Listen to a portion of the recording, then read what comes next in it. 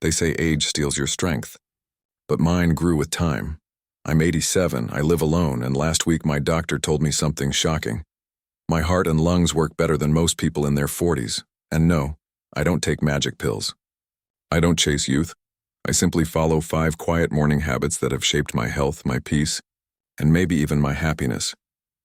Let me take you through a morning in my little house by the lake where every sunrise still feels like a miracle. When you reach 87, mornings become sacred. They aren't just the start of another day, they're proof you've been given one more. For me, each dawn is a small conversation with life itself. I've lived alone for nearly 20 years since my wife passed. People often ask if it's lonely. Sometimes it is, yes. But loneliness fades when you fill your mornings with purpose. Today I'll share the 5 morning habits that keep me healthy, strong, and calm. They didn't come from books or doctors. They came from years of trial, loss, and learning what truly matters. Maybe they'll help you too. Habit 1. Wake before the sun and welcome the silence. I wake at 4:45 a.m., before the birds, before the noise. The world still belongs to silence then, and silence is medicine. I sit on the edge of my bed, feet on the cool floor, and breathe. 10 slow breaths, no phone, no TV, just me and the soft hum of my old clock. That's when I listen to my heart, my thoughts, and sometimes to memories. I found that when you greet silence first, the rest of the day listens to you. It wasn't always easy. In my 50s, I rushed every morning, chasing deadlines and bills.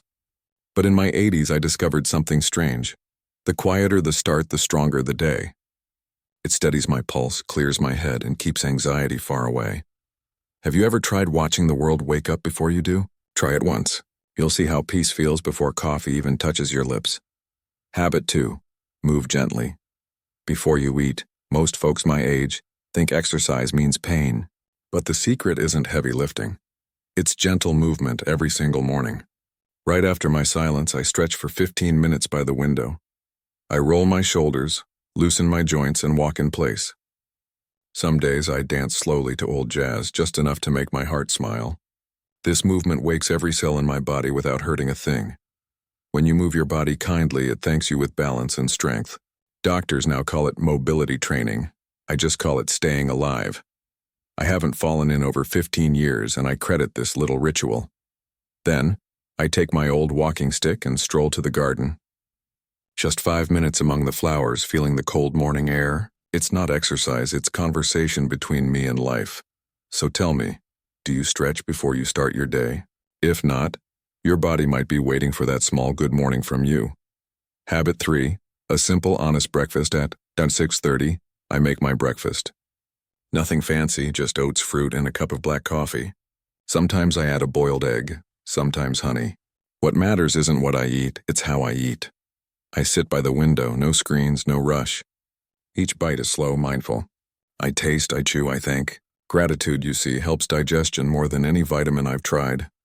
I used to eat standing up, gulping food before work. Now breakfast feels like prayer. I call it mindful fuel. It keeps my sugar steady, my energy calm, and my mind sharp. Science agrees.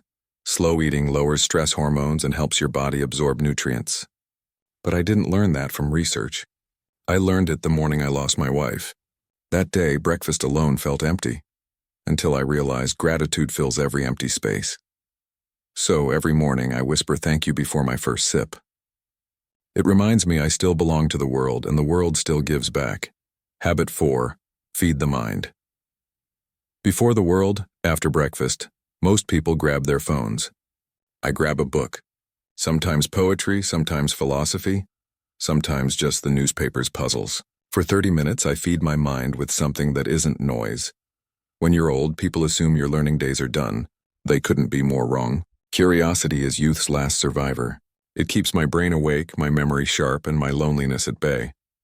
Some mornings I write instead, just 3 lines in a notebook. One about gratitude, one about what I noticed, and one about a dream. It's my mental gym. No membership needed. Do you read or write in the morning? If you don't, you might be starving your mind while feeding your phone. Try replacing 10 minutes of scrolling with 10 pages of something that makes you think. It changed my mornings, and maybe it's the reason I still remember every face from my youth. Habit 5. Connect before you disappear into the day by 8 a.m. The world starts knocking, calls, errands, chores. Before I let it in, I do something small but powerful. I connect. Some days it's a short note to my granddaughter. Other days a wave to the mailman. Connection is the best vitamin there is. Living alone taught me that health isn't just physical, it's emotional. The body stays strong when the heart feels seen. After my wife passed, I stopped talking for a while. Days felt heavy even with the sun shining. Then one morning I said good morning to a stray cat that wandered by. He started visiting daily, and slowly so did my joy. Now I talk to neighbors, write letters, and sometimes call an old friend just to say, I thought of you today. It costs nothing but keeps the soul alive. Loneliness ends where connection begins, and connection begins with a single hello. Have you told someone good morning today? If not, start there. You'll be surprised how healing it feels. A morning in my life, all together. So here's how my morning unfolds, step by step. I wake before the sun and greet the silence. I stretch and breathe until my body remembers joy. I eat slowly, gratefully. I read, write, and think quietly. Then I reach out to a person, a memory, or even my garden cat. By the time the world fully wakes up, I've already built a fortress of peace. People half my age ask how I stay so healthy. They expect a secret diet or a supplement name. But health isn't found in bottles, it's built in habits, one gentle morning at a time. I've learned that your mornings whisper to your future. If they begin with rush, your life becomes noise. If they begin with peace, your life becomes melody. Reflection. The real secret, at 87, I don't chase youth anymore. What I chase is stillness, the kind that lets you hear your own heartbeat. Every habit I've shared does one thing.